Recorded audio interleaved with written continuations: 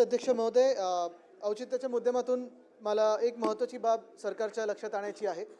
मुंबईमध्ये लाखो लोक पगडी किंवा सेस इमारतींमध्ये राहतात, चाळींमध्ये राहतात आणि 79A 79B हे सगळे आपण तरतुदी करून जेव्हा ह्यांचा पुनर्विकास सुरू झाला होता तेवढ्यात कोणीतरी कोर्टात जाऊन कॉम्पिटंट अथॉरिटी नेमकी कोण आहे ह्याच्यावरनं कुठेतरी आता तिढा निर्माण केलेला आहे.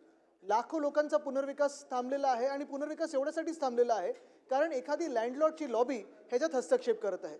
मी आपल्या माध्यमातून सरकारला विनंती करेन की हा तिढा सोडवून घ्या, कारण खरोखर त्यांची जर परिस्थिती बघितली आज जसे ते राहत आहेत, ज्या परिस्थितींमध्ये राहतात, मग चाळी असतील, त्या सहज इमारती असतील, पागडीच्या घर असतील, हे खरोखर बिकट झालेले आहेत आणि इथे सरकारने लक्ष देणं आणि हा प्रश्न सोडवणं गरजेचं आहे. तसंच तिथे थोडा प्रश्न सुटलेला ज्या चाळींमध्ये, म्हणजे माझ्या मतदारसंघामध्ये BDD चाळ असेल, तिथे 2021 मध्ये जे काम सुरू झालं, पहिला टप्पा आता पूर्ण झालेला, इमारत उभी राहिलेली आहे. पण लॉटरीमध्ये खरं ती लॉटरी शासनाचे जे अधिकारी आहेत त्यांच्याप्रमाणे झाली पाहिजे, नियमाप्रमाणे झाली पाहिजे. पण ते नियम तोडून काही राजकीय हस्तक्षेप होत आहे, काही राजकीय लोक जाऊन दबाव टाकत आहेत अधिकाऱ्यांवर आणि तिथे जातीय आणि सामाजिक तेढ निर्माण करत आहेत. मी सरकारला विनंती करीन की ह्याला कुठेतरी रोख लागलं पाहिजे. धन्यवाद.